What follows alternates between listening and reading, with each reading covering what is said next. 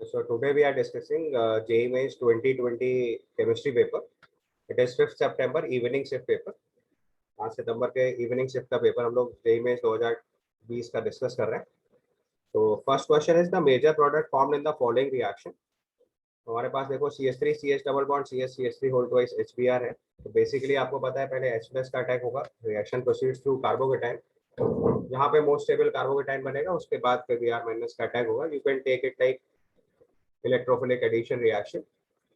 ठीक है, तो हमने देखो सबसे पहले रिएक्टेंट लिख रहा हूँ. तो it is CH3 CH double bond CH, then we have CH3 whole twice. ये आपका रिएक्टेंट है. तो अब देखो अगर ध्यान से मैंने इस पे H+ ऐड करा, तो मैं दोनों साइड करके दिखा दे रहा हूँ जिनको डाउट है, अदरवाइज तो प्रोडक्ट वाले फॉर्म में लिख रहा हूँ. तो अगर हमने H+ ऐड करा और ये लिखा CH3 CH plus CH2 CH CH3 and CH3. तो अभी देखिए जो कार्बोकेटाइन बन रहा है इसके पास 3 और 2 5 अल्फा एच है. जबकि अगर दूसरे साइड पे हम ये कार्बोकेटाइन बनाते, राइट, तो उसके पास नंबर ऑफ अल्फा एच कम हो जाते हैं. आप एक बार चाहो तो ड्रॉ करके देख लो, मैं दूसरी तरफ लिखे दे रहा हूँ. अगर मैं इसका दूसरा वाला कार्बोकेटाइन बनाता that is CH3 CH2 CH plus CH CH3 and CH3, then you can easily see कि अभी यहाँ पे 3 अल्फा एच है. तो कार्बोकेटाइन स्टेबिलिटी देखनी है, 5 अल्फा एच वाले ज्यादा होंगे, राइट. अब इसके ऊपर अगर हमने Br- अटैक करा दिया तो that will lead to a final answer. एक बार ऑप्शन चेक करिए इसका. तो अब इस पे देखो Br- का अटैक कराएंगे अगर हम, तो आंसर बनेगा CH3 CH Br CH2 CH CH3 whole twice. और मैं देखिए आंसर, तो this will be your answer.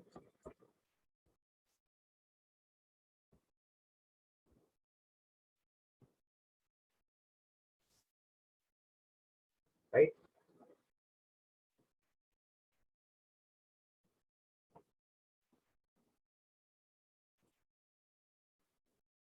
तो उसका आंसर हमारा 2 हो जाएगा. ठीक है, then comes to the next question. The one that is not suitable for removal of permanent hardness of water. देखो उसमें लिखा हुआ है परमानेंट हार्डनेस के लिए ट्रीटमेंट विद सोडियम कार्बोनेट दिया, क्लार्क्स मेथड दिया. बस क्लार्क्स मेथड आपको पता है टेम्परेरी हार्डनेस के लिए रिमूव करने में यूज होता है. तो हमारा इसका आंसर भी 2 हो जाएगा.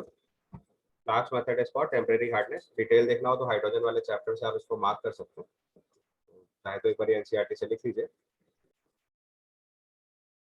तो ये देखिए आपका क्लास मेथड मैंने एनसीईआरटी से उठाया. तो क्लास मेथड देखो कैल्शियम बाइकार्बोनेट और मैग्नीशियम बाइकार्बोनेट को रिमूव करने में हेल्प कर रहा है in the form of calcium carbonate and calcium hydroxide. Calcium carbonate and magnesium hydroxide ये आपका टेम्परेरी हार्डनेस रिमूव करने में काम आ रहा है.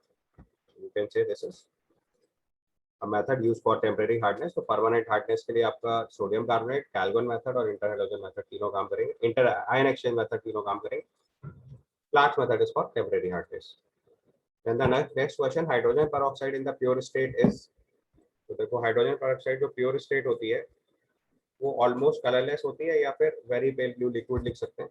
तो इसके बेसिस पे अगर हम इसका आंसर मार्क करेंगे तो this comes non planar and almost colourless. इसका आंसर 1 हो जाएगा. H2O2 का स्ट्रक्चर आपको सबको पता है, it is open book structure. It is non planar one, open book structure. बाकी फिजिकल प्रॉपर्टीज ऑफ H2O2 देख लीजिएगा तो वहाँ ऑलमोस्ट कलरलेस होता है, या फिर कभी कभी अगर लिखना होता है तो ये फिर वेरी पेल ब्लू लिक्विड भी लिख सकते हैं. ऑलमोस्ट कलरलेस या वेरी पेल लिक्विड हो सकता है. तो ऑलमोस्ट कलरलेस लिखा हुआ है तो ऑप्शन हम लोग 1 काउंट कर लेंगे. जहाँ ब्लू इन कलर लिखा वहाँ प्लेनर लिखा है वो पॉसिबल नहीं है, लीनियर और आगे की पॉसिबिलिटी है नहीं, तो स्ट्रक्चर्स पे जाना था तो नॉन प्लेनर ओपन स्ट्रक्चर होता है. Then comes question number 4. Question number 4 is given the correct statement about the probability density except at infinite distance from the nucleus is. देखो probability density जो होती है that is psi square. Psi square होता है probability density.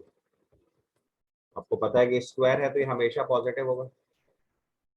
ठीक है, अगर square है तो it will be always positive, right. अब उसने लिखा है it can be negative for 2p orbital, ये तो पॉसिबल ही नहीं है। It can be 0 for 1s orbital, ये पॉसिबल नहीं है, क्योंकि आपको पता है 1s ऑर्बिटल के लिए जितने भी s के ऑर्बिटल होते हैं उसमें size square r versus r का प्लॉट जो होता है वो नॉन जीरो वैल्यू से स्टार्ट होता है और इनफाइनाइट पे जाकर जीरो टेंड करने लग जाता है। तो ये भी पॉसिबल नहीं है। It can never be 0 for 2s orbital, ये गड़बड़ हो गया। 2s ऑर्बिटल के लिए अगर हम नंबर ऑफ रेडियल नोड निकालेंगे तो नंबर ऑफ रेडियल नोड आएगा n minus L minus one which is 2 minus 0 minus one यानी कि 1। एक रेडियल नोड आ रहा है, इसका मतलब ये एक बार 0 आ जाएगा। एंड सिमिलरली फॉर 3p के लिए अगर हम नंबर ऑफ, तो ऑप्शन 3 भी गलत हो गया, तो आपको क्लियरली समझ आ गया कि इसका आंसर 4 पॉसिबल होगा, क्योंकि 1 2 3 इनकरेक्ट प्रूव कर लिया। अब अगर फोर्थ करेक्ट चेक करना है तो आप देखो फॉर 3p ऑर्बिटल अगर हम नंबर ऑफ रेडियल नोड निकालेंगे तो आ जाएगा 3 माइनस वन यानी 1। तो उसका मतलब ये एक बार 0 होगा और can be 0 for the 3p orbital लिखा है, बिल्कुल पॉसिबल है। आप चाहो तो प्लॉट भी ड्रॉ कर सकते हो, अदरवाइज आपको क्लियरली पता है कि 3p ऑर्बिटल के लिए ये 0 पॉसिबल है। ओरिजिन से 0 से स्टार्ट होगा, ऑल्दो वो इंक्लूड नहीं करना होता है, उसके बाद भी एक बार 0 आएगा क्योंकि एक रेडियल नोड है। Then comes question number 5।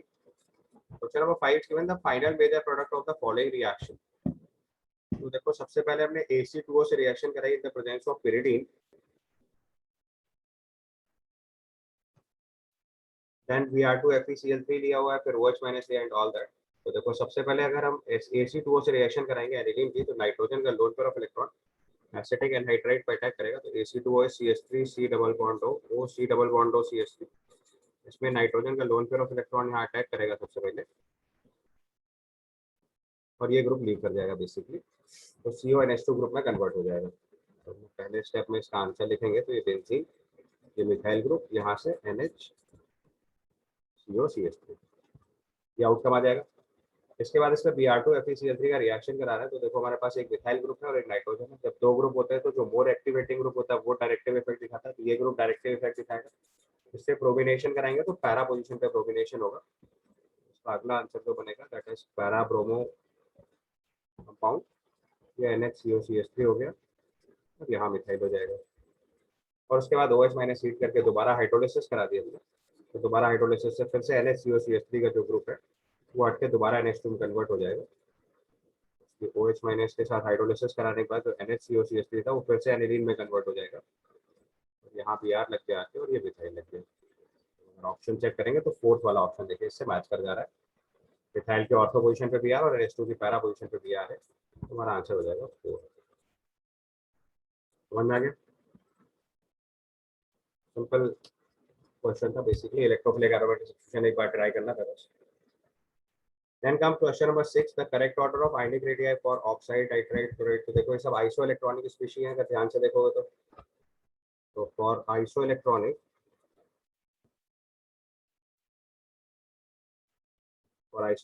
Species जो होता है वो आयनिक रेडियाई जो होता है, तो जिसका न्यूक्लियर चार्ज सबसे ज्यादा होगा उसकी आयनिक रेडियाई सबसे छोटी होगी, तो it will inversely proportional to Z। तो अगर हम इसको सेट करें जरा ऑर्डर में, तो देखो सबसे पहले N3 minus O2 minus F minus Na plus Mg2 plus Cl3 plus. जरा न्यूक्लियर चार्ज अगर सेट लिखते हैं तो नाइट्रोजन की हो गया देखिए 7, ऑक्सीजन हो गया 8, फ्लोरीन हो गया 9, सोडियम हो गया 11, दिस इज 12, दिस इज 13। तो एल्यूमिनियम का सबसे ज्यादा प्रोटॉन है तो वो अपने इलेक्ट्रॉन्स को सबसे ज्यादा टाइटली होल्ड करेगा, साइज सबसे छोटा हो जाएगा। तो अगर हम इसकी रेडियाई का ऑर्डर लिखेंगे तो that will come out to be 2। Nitride ion सबसे बड़े साइज का होगा, अगर हम यहाँ पे ऑर्डर ऑफ रेडियस लिखेंगे तो this will be the order of radius. Nitride ion सबसे बड़ा, then oxide, chloride, Na plus Mg2 plus Al3 plus, तो आंसर मार्क करेंगे इसका 2 आ जाएगा। समझ गए? आइसोइलेक्ट्रॉनिक स्पीशीज में जिसका न्यूक्लियर चार्ज ज्यादा होता है उसका साइज छोटा हो जाता है। Then comes question number 7. It's given the rate constant of the reaction is measured at different temperature T and the data is plotted as given in the figure. The activation energy for the reaction is, तो देखो आपको ln of K versus 1/T का plot given है, तो आपको relationship पता है ln of K is equal to ln of A minus EA by RT। बस K is equal to, अगर उसका पहले फॉर्मूला लिखना है तो K is equal to A e raised power minus EA by RT होता है। दोनों तरफ अगर हम ln ले लेंगे तो हमारा फॉर्मूला बन जाएगा ln of K is equal to ln of A minus EA by RT। अगर ln of k versus 1/t plot है तो इस प्लॉट की जो स्लोप है वो है माइनस EA/r। और आपसे क्वेश्चन में एक्टिवेशन एनर्जी पूछी गई है, तो अगर मैं इस लाइन की स्लोप लिखूंगा तो स्लोप इज 10/5 बेसिकली। ट्रायंगल समझ लो, परपेंडिकुलर अपॉन बेस कर देंगे 10 theta, and this is equal to active energy आपको निकालना है, और वैल्यू ऑफ आर आपको दे रखी है, या वैल्यू ऑफ आर तो आपको निकाल लेंगे सीधे सीधे। ठीक है, तो यहाँ से हम लोग अगर एक्टिव, अच्छा स्लोप नेगेटिव में ही है बेसिकली, तो यहाँ से देखोगे तो स्लोप इज नेगेटिव, तो वो हमने नेगेटिव साइन पहले ही एडजस्ट कर देना है। तो यहाँ से सिंप्लीफाई करेंगे तो एक्टिव एनर्जी की वैल्यू आ जाएगी 2r। ऑप्शन देखेंगे तो it will B third one. ठीक है, then comes question number 8. It is given which of the following polymer is not obtained by condensation polymerization. तो कंडेंसेशन पॉलीमराइजेशन देखेंगे तो ब्यूना एन हो गया, सीधा सीधा डायरेक्ट थ्योरेटिकल क्वेश्चन है। नाइलॉन 66 जो है वो एटिपिक एसिड और हेक्सामेथिलीन डाइमाइन का कंडेंसेशन पॉलीमर है। बेकेलाइट में फॉर्मल्डिहाइड और फिनॉल का, समझ पा रहे हैं ना आप लोग यहाँ पे, यहाँ पे आपका एटिपिक एसिड और हेक्सामेथिलीन डाइमाइन का कंडेंसेशन पॉलीमर है ये। बेकेलाइट में फिनॉल और फॉर्मल्डिहाइड का कंडेंसेशन पॉलीमर है। यहाँ पे कैप्रोलेक्टम होता है, ये सब कंडेंसेशन पॉलीमर है। ब्यूना एन जो है वो 1,3-ब्यूटाडाइन और एक्राइलोनाइट्रेट का एडिशनल पॉलीमर है, ये आपका एडिशन पॉलीमर है। तो इसका आंसर हम लोग 4 मार्क कर देंगे। बाकी डिटेल देखना तो एक बार एनसीईआरटी में रेफर कर लीजिएगा, सारे पॉलीमर्स गिवन है वहाँ पे, monomers, polymers, polymerisation process, everything is given. 12th class के सेकंड वॉल्यूम पॉलीमर वाले चैप्टर में देखिएगा। Next it is given reaction of ammonia with excess of chlorine gives. तो देखो ये दोनों बहुत इंपॉर्टेंट रिएक्शन है, अलग अलग तरीके से पूछा जाता है। अमोनिया की रिएक्शन एक्सेस क्लोरीन के साथ एंड क्लोरीन की रिएक्शन एक्सेस अमोनिया के साथ, दो अलग अलग रिएक्शन है। तो अगर हम लोग दोनों रिएक्शन में लिखे देता हूँ, क्योंकि इसका आंसर तो एक है ही, दोनों रिएक्शन आपने लिखे देता हूँ। पहली रिएक्शन में अगर अमोनिया एक्सेस में लेंगे तो 8NH3 + Cl2 + 3Cl2 gives NH4Cl। दोनों रिएक्शन ऑल्सो एनसीईआरटी में गिवन है, आप चाहो वहीं से फॉलो कर सकते हो। बहुत इंपॉर्टेंट केस होता है, +3Cl2 gives 6NH4Cl plus nitrogen. यहाँ पे अमोनिया एक्सेस में है, उसका उल्टा करेंगे, क्लोरीन एक्सेस में लेंगे तो उसमें एक एक्सप्लोसिव बनता है NCl3। तो अगर अमोनिया की reaction 3Cl2 which is chlorine in excess उससे कराएंगे तो उसका आउटकम आएगा NCl3 + 3HCl। अभी क्वेश्चन में पूछा गया एक्सेस क्लोरीन, हमारा आंसर हो जाएगा NCl3 and HCl, answer mark करेंगे 2। समझ में आ गया? Then comes to the next question. Next question है, दोनों रिएक्शन लिख दिए, एक आ चुकी है, दूसरा आने की पॉसिबिलिटी हमेशा रहती है, बहुत इंपॉर्टेंट है। एक बार अमोनिया एक्सेस में, एक बार Cl2 एक्सेस में, है ना। Then comes question number 10. It's given lattice enthalpy and the enthalpy of the solution of NaCl are given. The hydration enthalpy of NaCl. तो देखो आपको पूरा सॉल्यूशन वाला कंसेप्ट लिखना है, तो यहाँ पे हेस लॉ आप अप्लाई कर सकते हो। तो बेसिकली अगर हमारे पास NaCl सॉलिड फॉर्म में है तो उसको ब्रेक करा के Na+ gaseous plus Cl- gaseous की जो एनर्जी है वो आपकी हो गई लैटिस एंथैल्पी।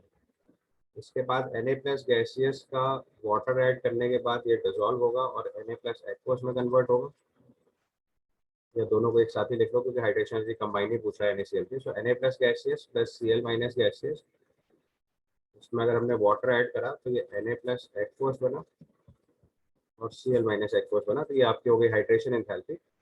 और अगर इन दोनों का समेशन लिख दिया जाए which is NaCl solid plus water gives Na+ aqueous plus Cl- aqueous, तो ये आपका एंथैल्पी ऑफ सॉल्यूशन हो गया। तो अगर हम हेस लॉ अप्लाई करेंगे तो एंथैल्पी ऑफ सॉल्यूशन जो होगा वो basically enthalpy of lattice plus enthalpy of hydration के समेशन के इक्वल हो जाएगा, राइट। तो एंथैल्पी ऑफ सॉल्यूशन अपने को दे रखा है 4 kJ/mol, एंथैल्पी ऑफ लैटिस दे रखी है 788, एंथैल्पी ऑफ हाइड्रेशन आपको निकालना है। ठीक है, इसको सिंप्लीफाई करेंगे अगर हम लोग यहाँ से, तो lattice enthalpy and enthalpy of solution of NaCl are given 788 है 4। तो यहाँ से अगर हम लोग एंथैल्पी ऑफ हाइड्रेशन निकालेंगे basically that comes out to be -784 kJ/mol। Option देखेंगे तो फोर्थ वाला मैच कर जाएगा। ठीक है, समझ में आ गया कंसेप्ट। हैश लॉ अप्लाई करा, सीधे सीधे वो पूरी इक्वेशन लिख के दिखा दी। बाकी जिन लोगों को कंसेप्ट लिया था वो थोड़ा जल्दी भी कर सकते हैं, ओरली भी सॉल्व हो जाएगा, ऐसा टेक्निकल नहीं था। Then comes question number 11, the major product of the following reaction. तो हमने इसमें H2SO4 ले रखा है और ये आपको देखो अल्कोहल दिख रहा है। H2SO4 का H+ सबसे पहले अल्कोहलिक साइड से OH2+ बना के कार्बोकेटाइन बनाएगा और एलिमिनेट करके एल्कीन वाले फॉर्म में कन्वर्ट करेगा, राइट। तो बस एल्कीन आपको मोस्ट स्टेबल कैटेगरी में डालिए, तो कोशिश करेंगे एक कॉन्जुगेटेड फॉर्म में बन जाए। करके दिखा देता हूँ आपको। देखते हैं सबसे पहले स्टेप 1, H+ पहुंचने के बाद OH2+ बनेगा, तो ये CH2CH3 यहाँ कार्बोकेटाइन बन जाएगा, ये डबल बॉन्ड हो। कार्बोकेटाइन के पास देखोगे 6 अल्फा H है तो स्टेबल है। उसके बाद एलिमिनेट करेंगे, तो एलिमिनेट करने के बाद मोर स्टेबल एल्कीन बनाएंगे, तो वो अगर डबल बॉन्ड O के साथ कॉन्जुगेशन में आ जाएगी तो ज़्यादा स्टेबल हो जाएगी, अपोजिट साइड में जाएगी तो कम स्टेबल हो जाएगी। तो इस ऑप्शन को आप ध्यान से देखोगे तो एलिमिनेशन पॉसिबल वैसे 3 जगह से है। ये वाला H भी हटा सकते हैं, ये वाला H भी हटा सकते हैं, ये वाला भी H हटा सकते हैं। तो एल्कीन की स्टेबिलिटी देखते हुए आंसर लिखेंगे, तो ये मोर स्टेबल एल्कीन है क्योंकि कॉन्जुगेशन लग जा रहा है इसमें पाई बॉन्ड के साथ, तो इस वजह से ये मेजर प्रोडक्ट की तरह लिखा जाएगा। तो हमारा आंसर हो जाएगा थर्ड वन यहाँ पे। समझ गए? Then comes next question. This is question number 12. The following molecule acts as a, तो ये देखो ये हमारे पास एक ड्रग दे रखा है, तो केमिस्ट्री एंड एवरीडे लाइफ जिसको हम लोग फॉलो करेंगे। तो ध्यान से देखोगे तो ये हमारे लिए ब्रोमोफेरामाइन दे रखा है, तो ये एंटी हिस्टामाइन हो गया। इसका आंसर मार्क कर देंगे 1। डिटेल्स देखना है तो केमिस्ट्री एंड एवरीडे लाइफ में देख लेना। अदरवाइज सिंथेटिक ड्रग जो है ना, जैसे ब्रोमोफेरा ब्रोमोफेनामाइन फेनारामाइन अगर आपको दे रखा है, तो जो ब्रोमोफेनारामाइन है इसलिए हमारे लिए एंटी हिस्टामाइन होता है। इसी का एक कॉमन नेम भी होता है, दैट वी से एट डाइमेप्टेन करके होता है। अगर आपको देखना है तो एक बार एनसीईआरटी में देख लीजिएगा तो मिल जाएगा। तुम लोग डाइमेप्टम भी बोलते हैं, डाइमेप्टा बोल सकते हैं, या टेराफेरोडाइन भी जो है, या सेल्डेन जिसको बोलते हैं, वो भी एंटी हिस्टामाइन होता है। तो हमारा एंटी हिस्टामाइन हो गया। डिटेल देखना है तो एक बार एनसीईआरटी में देख लीजिएगा, यू फाइंड आउट। अगर आप चाहो तो मैं एक बार आपको दिखा देता हूँ फटाक से। देखिए यहाँ पे देखो लिखा है ब्रोमोफेनारामाइन डाइमेप्टेप या टेराफेरोडाइन सेल्डेन एक्स एज एंटी हिस्टामाइन। और इनका स्ट्रक्चर देखो तो ये देखो स्ट्रक्चर बना हुआ है, डायरेक्ट स्ट्रक्चर बेस्ड क्वेश्चन है। सेल्डेन दिया हुआ एडजेसेंट, ये आपका आंसर हो गया बस, ठीक है। Then to the next question. It's given the compound that has the largest HMH bond angle in these molecules. तो आपको देखो स्ट्रक्चर लिखने हैं सबसे पहले। तो आपको पता है CH4 के अंदर sp3 हाइब्रिडाइजेशन होता है, बॉन्ड एंगल आएगा 109 डिग्री 28 मिनट। अमोनिया के अंदर एक लोन पेयर ऑफ इलेक्ट्रॉन आने की वजह से बॉन्ड एंगल कम हो जाएगा, which is around 107 degree. Water के अंदर ये बॉन्ड एंगल और कम हो जाएगा लोन पेयर रिपल्शन की वजह से 104.5 डिग्री। और H2S में तो हाइब्रिडाइजेशन ही कंसीडर नहीं किया जाता है, प्योर ऑर्बिटल ओवरलैपिंग कंसीडर करने लगते हैं, तो यहाँ पे बॉन्ड एंगल और भी कम हो जाता है, which is close to 92 degree. ठीक है, समझ आ रही बात? 92 या 94 के आसपास देख सकते हैं, डेटा थोड़ा देख लीजिएगा, but definitely it is quite lesser than water. तो उसने पूछा लार्जेस्ट बॉन्ड एंगल, तो आप आसानी से CH4 प्रोटेक्ट कर सकते हो। सवाल तो सॉल्व करना बहुत आसान था, मैंने डिटेल में बाकी भी बता दी, आपको रीजन भी क्लियर होने चाहिए। अमोनिया में lone pair bond pair repulsion की वजह से ऐसा हुआ, वाटर में लोन पेयर रिपल्शन, और H2S में ट्रैगोस रूल अप्लाई करने की वजह से हाइब्रिडाइजेशन कंसीडर ही नहीं करते, प्योर ऑर्बिटल ओवरलैपिंग से बॉन्ड एंगल सिग्निफिकेंटली कम हो जाता है। ठीक है, समझ में आ गया ना? ट्रैगोस रूल की वजह से H2S का बॉन्ड एंगल बहुत कम आएगा, वो क्लोज टू 92 डिग्री होता है, प्योर ऑर्बिटल ओवरलैपिंग कंसीडर कर लेते हैं। फैक्ट्स उतना जानना जरूरी नहीं था, बट एक्सप्लेनेशन पार्ट अच्छे से क्लियर होना चाहिए, बॉन्ड एंगल कम क्यों हो रहा है, हाइब्रिडाइजेशन से कंफ्यूज नहीं होना है। इसके बाद अगला क्वेश्चन है, this is question number 40। Question number 40 is given adsorption of the gases follows friendly adsorption isotherm. If x is the mass of the gas adsorbed on the mass of m in the adsorbent, the correct plot for x by m versus p. तो आपको पता है friendly adsorption isotherm हमारा जो है वो physical adsorption की तरह बिहेव करता है। यहाँ पे टेम्परेचर इंक्रीज करने से एडसॉर्प्शन डिक्रीज करेगा। इसका जो रिलेशन होती है वो होती है x by m is equal to k p power 1 by n। तो स्ट्रेट लाइन कब नहीं हो सकता, ऑप्शन ए 1 और 4 तो बेकार हो गया, 2 और 3 में से चेक करना है। 2 और 3 में देखो, यहाँ टेम्परेचर बढ़ रहा है तो एडजॉर्प्शन बढ़ रहा है, यहाँ टेम्परेचर कम हो रहा है तो एडजॉर्प्शन बढ़ रहा है, तो उसका मतलब ऑप्शन 3 मार्क कर देंगे। ठीक है, समझ में आ गया। ऑप्शन 1 और 4 तो पॉसिबल ही नहीं है क्योंकि लीनियर वेरिएशन नहीं है x y m versus p का, नॉन लीनियर वेरिएशन। तो 2 और 3 में से एक आंसर आएगा। 2 में टेम्परेचर बढ़ाने से एडजॉर्प्शन बढ़ रहा है तो वो आंसर नहीं हो सकता। 3 में टेम्परेचर बढ़ाने से एडजॉर्प्शन कम हो रहा है, तुम्हारा आंसर थर्ड हो जाएगा। Then comes question number 15. It's given the variation of molar conductivity with the concentration of an electrolyte X is in the aqueous solution is shown below. तो molar conductivity का आपको plot given है। आपको पता है for strong electrolyte जो variation होता है,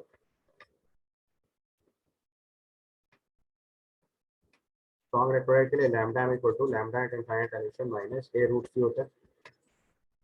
तो मोलर कंडक्टिविटी यानी रूट सी प्लॉट बनाएंगे तो will be straight line for strong electrolytes. यहाँ पे देखो NaCl, HCl और KCl तीनों स्ट्रॉन्ग इलेक्ट्रोलाइट्स हैं। these three are strong electrolyte। इनका जो प्लॉट आएगा वो स्ट्रेट लाइन आएगा, और ये कौन सा है, वीक इलेक्ट्रोलाइट, उसका प्लॉट जो होगा वो कर्वेचर होगा।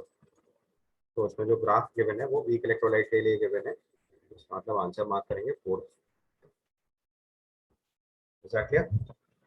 समझ गया ना कॉन्सेप्ट। डेबाय-हैकेल रूल पे डिपेंडेंट क्वेश्चन है। वीक इलेक्ट्रोलाइट्स के लिए कर्वेचर आएगा, स्ट्रॉन्ग इलेक्ट्रोलाइट्स के लिए सीधी सीधी स्ट्रेट लाइन आएगी, तो आंसर 4 हो जाएगा। Then comes question number 16. The increasing order of boiling point for the following compounds. तो देखो ये फिनॉल है बेसिकली। जितनी स्ट्रॉन्गर हाइड्रोजन बॉन्डिंग होती चली जाएगी उतना ज़्यादा बॉइलिंग पॉइंट आएगा। तो अब अगर आप यहाँ पे रेफर करोगे तो NO2 की वजह से माइनस एम करेक्टर लग रहा है, तो इलेक्ट्रॉन विड्रॉ हो रहा है, तो ऊपर वाले में पोलैरिटी सबसे ज़्यादा हो जाएगी। तो यहाँ पे इलेक्ट्रॉन विड्रॉ हो रहा है तो यहाँ से इलेक्ट्रॉन एंट्री करेगा, तो उसमें सबसे ज़्यादा पोलैरिटी क्रिएट होगी। इसके बाद देखिए आप NH2 और OCH3 दोनों इलेक्ट्रॉन डेंसिटी बढ़ा रहे होंगे रिंग में, तो ऑक्सीजन के ऊपर पोलैरिटी कम होने लगेगी। तो ये तो क्लियर समझ में आ गया कि 2 का बॉइलिंग पॉइंट सबसे ज़्यादा हो जाएगा। उसके बाद देखो नाइट्रोजन का लोन पेयर डोनेट करने की कैपेसिटी ज़्यादा होगी, यहाँ ऑक्सीजन का लोन पेयर डोनेट करने की कैपेसिटी थोड़ी कम होगी, और इसका तो केवल प्लस आई या हाइपर कॉन्जुगेशन काउंट करेंगे। तो जो 2 वाला केस है उसमें पोलैरिटी दोनों क्रिएट होगी प्लस माइनस, तो सबसे स्ट्रॉन्गर हाइड्रोजन बॉन्डिंग क्रिएट होगी तो सबसे ज़्यादा बॉइलिंग पॉइंट उसी का आ जाएगा। तो 2 मैक्सिमम होगा, then it will be 3, then it will be 4 and finally it will be 1। समझ आ गया क्वेश्चन। तो इसका आंसर हम लोग मार्क कर देंगे 16 का आंसर विल बी 1। पोलैरिटी पे डिपेंडेंट है। या लिखो रेजोनेंस फॉर्म अगर आप बोलो तो कोई खास बात नहीं है, इसको अगर आप ऐसे लिखोगे ना आपको समझ में आ जाएगा। देखिए ये OH है, यहाँ पे प्लस आ जाएगा, ये डबल बॉन्ड होगा, ये दोनों बॉन्ड ऐसे हो जाएंगे, डबल बॉन्ड एंड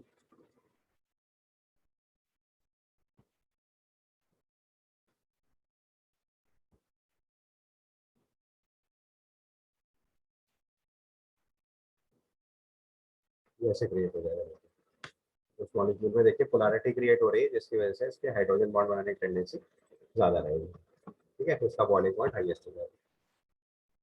नेक्स्ट देखिए boron and silicon of very high purity can be obtained by. तो देखो बोरॉन एंड सिलिकॉन हमारे लिए दोनों क्या है, सेमी कंडक्टिंग मटेरियल है, और सेमी कंडक्टिंग मटेरियल्स की जो रिफाइनिंग होती है that is by zone refining.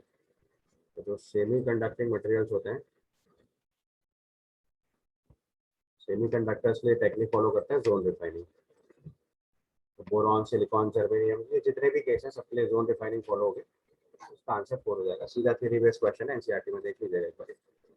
Then comes question number 18. The element crystallized in the face-centered cubic unit cell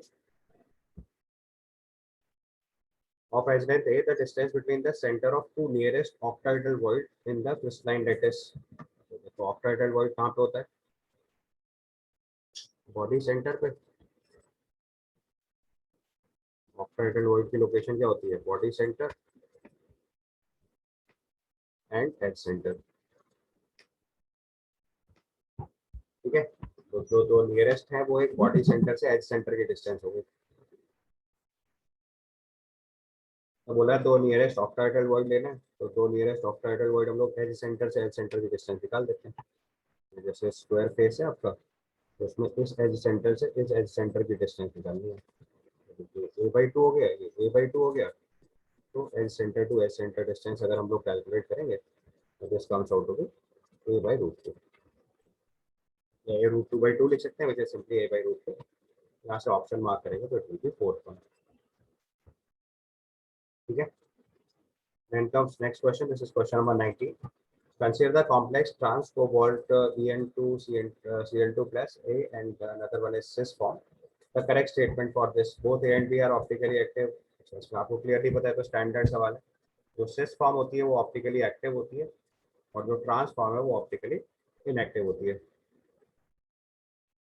और तो उसमें ध्यान से बना लो। सिर्फ ट्रांस फॉर्म होगी उसमें प्लेन ऑफ सिमेट्री आ जाएगी, इसलिए वो ऑप्टिकली इनएक्टिव होगा। कंटेन्स प्लेन ऑफ सिमेट्री, तो ऑप्टिकली इनएक्टिव। जो सिस फॉर्म होगी उसमें कोई सिमेट्री नहीं आएगी,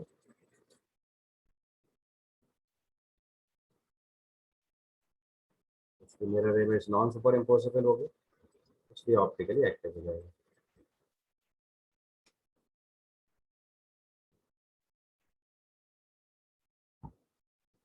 ऑप्टिकली एक्टिव फॉर्म होगी। ये आपका सिस फॉर्म था, ट्रांस फॉर्म। ये can not be optically active but we can be optically active. ये आपका आंसर हो गया थर्ड वन। और तो कैन भी लिखना जरूरी नहीं था, वो एक्जैक्टली वही होगा जो आंसर लिखा हुआ है। ठीक है, क्योंकि ऑप्शंस ऐसे हैं तो वैसे ही मार्क करना पड़ेगा। तो A is optically active and B is optically active, सीधे सीधे लिखना चाहिए था, फिर कैन भी लिखा है। Then comes question number 20. Among the following compounds, geometrical isomerism is exhibited by। तो देखो geometrical isomerism के लिए आपको कंडीशन पता है कि जो दो फॉर्म है उसमें रिस्ट्रिक्टेड रोटेशन होना चाहिए and the two valencies should be different. अगर restricted rotation and two valencies different है तो ज्योमेट्रिकल आइसोमरिज्म पॉसिबल है। तो जैसे पहले वाले ऑप्शन में देखो तो डबल बॉन्ड के अक्रॉस रिस्ट्रिक्टेड रोटेशन है, उसमें एक कार्बन में एक तरफ H एक तरफ Cl लिख सकते हैं। और इधर देखिए CH3 है तो भाई CH3 और H सेम साइड है। और दूसरी फॉर्म इसकी अगर लिखेंगे तो अभी इसमें सिस ट्रांस लिखना तो पॉसिबल नहीं है, EZ नोमेनक्लेचर फॉलो करेंगे। इधर Cl कर दिया, इधर H कर दिया और इधर CH3 है तो Cl और CH3 सेम साइड आ गए। ये दोनों एक दूसरे के ज्योमेट्रिकल आइसोमर है।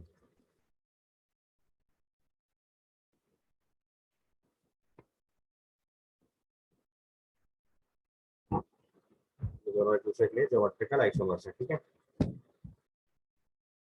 क्लियर। उसके बाद देखो अगला क्वेश्चन अगर देखेंगे तो उसमें देखो डबल बॉन्ड के रिस्पेक्ट में तो दोनों तरफ CH3 है तो उससे तो GI नहीं डिसाइड कर सकते। बट अगर रिंग के रिस्पेक्ट में देखेंगे, बट अगर हम रिंग के रिस्पेक्ट में चेक करेंगे तो यहाँ पे देखिए GI पॉसिबल है।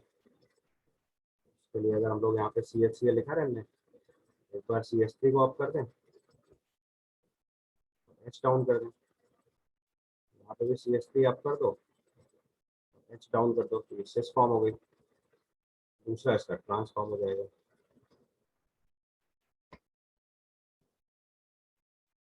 CH3 डाउन कर दो और एक CH3 को अप रहने दो। अगले केस में तो GI पॉसिबल ही नहीं है और लास्ट वाले केस में भी GI पॉसिबल नहीं है, तो इसका आंसर 1 और 2 लिखा जा सकता है। ये डिपेंड करता है तो मैं इसने क्या ऑप्शन क्रिएट किया, तो 1 और 2 इसका आंसर लिखना चाहिए था। ऑल्दो अगर मेरे हिसाब से सवाल करना था तो जैसे मुझे ऑप्शन 1 पता चल गया था तो ऑप्शन 2 चेक करने की जरूरत ही नहीं थी, सीधे आंसर 1 लिख के आगे बढ़ जाना चाहिए था। मुझे लगता है जेई में से इसका आंसर केवल 1 करेक्ट किया था। ठीक है, बट इसका आंसर 2 भी पॉसिबल है, तो कोई दिक्कत नहीं है। Across both CH3 cis trans isomerism is possible. ठीक है, तो जो वर्टिकल आइसोमरिज्म पूछा है तो ऑप्शन 1 और 2 दोनों पॉसिबल है, बट 1 पहले आ गया था तो उसको आंसर लगा के आगे बढ़ना चाहिए था, 2 चेक ही नहीं करना चाहिए था। मेंस वाले कुछ इसी तरह से कॉपी चेक करते हैं, I can't do anything for that. चलो उसके बाद question number 21, this is numerical based questions. Given the volume of in ml of 0.02 mK2Cr2O7, solution required to react with 0.288 gram of ferrous oxalate in acidic medium। बहुत standard सवाल है, आपने देखो अपने package में बहुत बार सॉल्व किया, मैंने बहुत सारे सवाल इस तरीके सिखाए। फेरस ऑक्सीडेट Fe2O4 जब ऑक्सीडाइज होगा तो ये Fe3+ और CO2 में कन्वर्ट होगा। आयरन का ऑक्सीजन स्टेट +2 से +3 और कार्बन का ऑक्सीजन स्टेट +3 से +4 जा रहा है। आयरन के लिए oxidation number 1 unit change, carbon के लिए 1 यूनिट चेंज, और हमारे पास 2 कार्बन है इसलिए उनके लिए 2 यूनिट चेंज। तो चेंज इन ऑक्सीजन स्टेट पर मोल अगर लिखेंगे तो इसका एन फैक्टर 3 आ जाएगा। इसका simply milli equivalence of K2Cr2O7 जो है वो milli equivalence of ferrous oxidate कर देंगे। तो ये वैल्यू हो जाएगी 0.02 into K2CR2O7 acidic medium n factor is 6, तो वॉल्यूम V मान लेते हैं into 6 will be is equal to volume एवल में चाहिए, और इसका 0.288 ग्राम दे रखा है, डिवाइडेड बाय मॉलिक्यूलर मास बताएंगे Fe2O4 का कितना आएगा। फेरस ऑक्सीडेट मॉलिक्यूलर वेट इसमें से 144 आ जाएगा हमारा, ये 144 मॉलिक्यूलर मास हो गया, इंटू 10⁻³ कर लो क्योंकि ग्राम इक्विवेलेंट था तो मिली इक्विवेलेंट हो गया, इंटू n फैक्टर 3। यहाँ से सॉल्व करके आपको V निकालना है मिलीलीटर, बताइए कितना आएगा। यहाँ से सॉल्व करके लाएंगे तो 50 ml आ जाएगा, और यहाँ पे चूंकि 2 प्लेस ऑफ डेसिमल तक आंसर लिखना था तो इसका आंसर 50.00 मार्क करना था। ठीक है, अगले क्वेश्चन में लिखा है for the dimerisation reaction 2A gaseous gives A2 gaseous, delta U is given, delta S is given, delta G not निकालना है। तो देखो सबसे पहले आपको डेल्टा H नॉट लिखना पड़ेगा, delta H not is equal to delta U not plus delta NGRT। Equation में डेल्टा NG लिखेंगे तो -1 आएगा, तो डेल्टा H नॉट की वैल्यू आ जाएगी -20 माइनस R इंटू टी।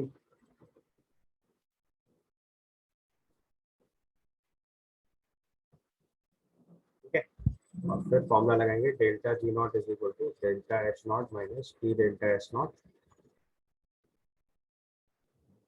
यहाँ से वैल्यू सब्स्टिट्यूट करेंगे तो डेल्टा G नॉट की वैल्यू आ जाएगी -20 माइनस R की value 8.314 into temperature 298 minus 298 into S not is -30। ध्यान से देखना है कि पहली वाली की वैल्यू किलो जूल में है तो उसको बाई 1000 कर दीजिएगा, और उसको भी बाई 1000 कर लीजिएगा, ये आपका फाइनल आंसर किलो जूल्स में आएगा। और दो आंसर बाद में जूल्स में पूछा गया है तो सिंप्लीफाई करके जूल्स में आंसर निकाल दीजिए। ऐसे सॉल्व करेंगे तो डेल्टा जी नॉट आ जाएगा -13537.57 जूल्स। जेई मेंस ने इसका आंसर जो करेक्ट किया था दैट वाज अ रेंज -13540 से लेके -13537 के बीच में कोई भी आंसर लिखा था तो वो सब करेक्ट था। मैं अगर इसका आंसर लिखता तो -13538 लिख देता, या जो लिखा है वही एग्जैक्टली लिख देता, कोई फर्क नहीं पड़ता, जो भी आपका क्लोजेस्ट आंसर आ रहा था वो लिख देना चाहिए था। जेई मेंस में इसमें थोड़ी लिबर्टी दी थी, -13537 से लेके -13540 तक के सारे आंसर करेक्ट कर दिए थे। Then comes question number 23. Consider delta naught is greater than P. तो देखो अगर delta not greater than P है तो मतलब पहले पेयरिंग होगी और बाद में इलेक्ट्रॉन हायर एनर्जी लेवल में जाएगा, तो आपको मैग्नेटिक मोमेंट ऑफ रुथेडियम लिखना है। तो देखो रुथेडियम के लिए सबसे पहले एटॉमिक नंबर 234, इसका इलेक्ट्रॉनिक कॉन्फ़िगरेशन लिखेंगे तो it is krypton 5s2 4d6 होगा। रुथेडियम 2+ दे रखा है तो ये कॉन्फ़िगरेशन हमारे पास सीधे सीधे d6 हो गया। वाटर की वजह से चूंकि ये 4d का मेंबर है तो इसमें सारे इलेक्ट्रॉन पेयर अप हो जाएंगे, तो d6 में सारे इलेक्ट्रॉन पेयर कर जाएंगे, तो ऑल इलेक्ट्रॉन पेयर ये डायमैग्नेटिक हो जाएगा, उसका मैग्नेटिक मोमेंट 0 आ जाएगा। ठीक है, इसका आंसर 0.00 रिपोर्ट करना था, 0.00 विल बी द आंसर। ठीक है, समझ में आ गया। केवल 3D सीरीज के अंदर स्ट्रॉन्ग फील्ड लिगेंड का प्रॉब्लम होता है, ऑल्दो क्वेश्चन में क्लियरली गिवन है डेल्टा ग्रेटर देन P है तो कोई कंफ्यूजन था ही नहीं।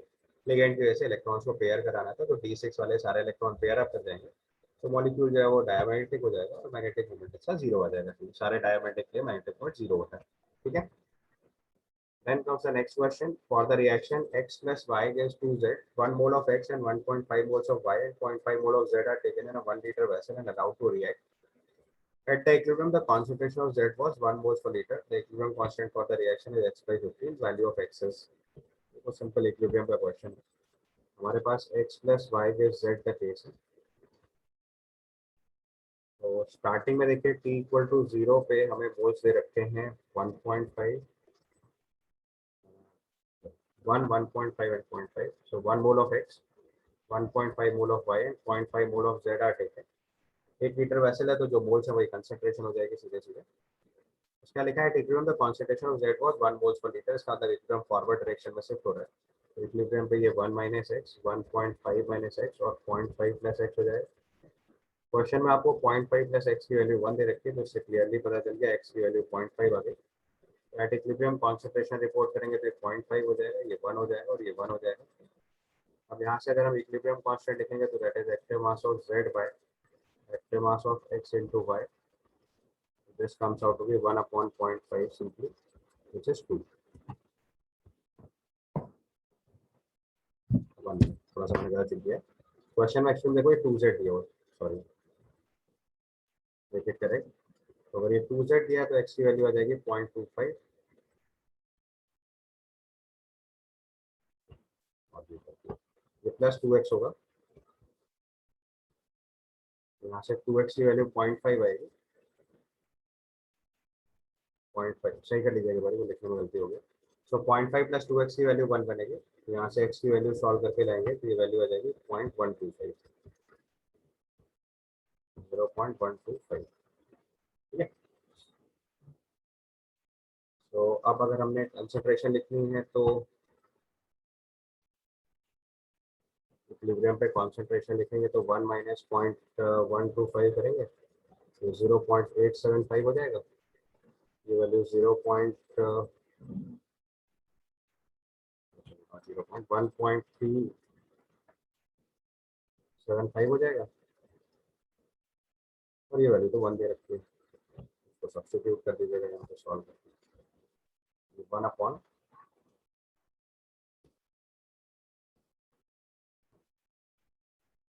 0.875 इंटू 1.375 हो जाएगा, इसका स्क्वायर होगा बेसिकली। इसको सॉल्व करके आपको आंसर बताना है। ठीक है, थोड़ा ध्यान देना था, 2z था, मैंने इक्वेशन में x plus y gives z वाला फॉर्म लिख दिया। करिए सॉल्व, तो सही कर लेना भैया, x की वैल्यू 0.25 ही आएगी। सॉरी अगेन, कैलकुलेशन स्टेप पे बस देख लो एक बार जल्दी से यार, उसमें इतना टाइम लगेगा। यू सॉल्व इट तो यहाँ से x की वैल्यू 0.25 आ जाएगी, तो कंसंट्रेशन हो जाएगी 0.75, 1.25 और 1, यह आ जाएगा 1 अपॉन 0.75 इंटू 1.25। तो थोड़ा ठीक से लिख लो तो 3/4 और 5/4 हो जाएगा, तो बेसिकली 16/15 बन जाएगा। x/15 दिया है तो x की वैल्यू कितनी हो जाएगी 16, इसका आंसर मार्क करेंगे तो इट कम्स आउट टू 16.00। ठीक है, कैलकुलेशन देख लेना, बेसिक मिस्टेक।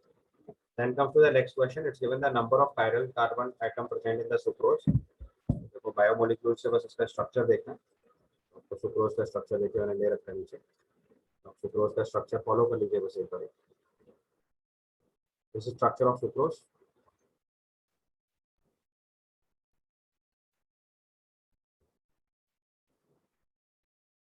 तो स्ट्रक्चर ऑफ सुक्रोज में देखो आपको कायरल सेंटर पूछे गए, नंबर ऑफ कायरल सेंटर्स। एक बार कायरल सेंटर बस मार्क करना स्टार्ट करो। ये वाला सेंटर कायरल है, ये वाला सेंटर कायरल है, this one is chiral, this is also chiral, then this one is chiral, this one is also chiral, this one is chiral, this one is chiral, and this one is chiral. Total count कर लीजिए कितने आ रहे हैं, 5 + 4 9 आ रहा है। इसका answer 9.00 report कर देना है, हमारा आंसर हो जाएगा 9.00। 2 प्लेस ऑफ डेसिमल्स तक आंसर लिखना था, इसलिए कोशिश करना था कि 2 प्लेस डेसिमल में लिखा जाए तो उसका आंसर 9.00 आ जाएगा। And this completes your paper. ठीक है।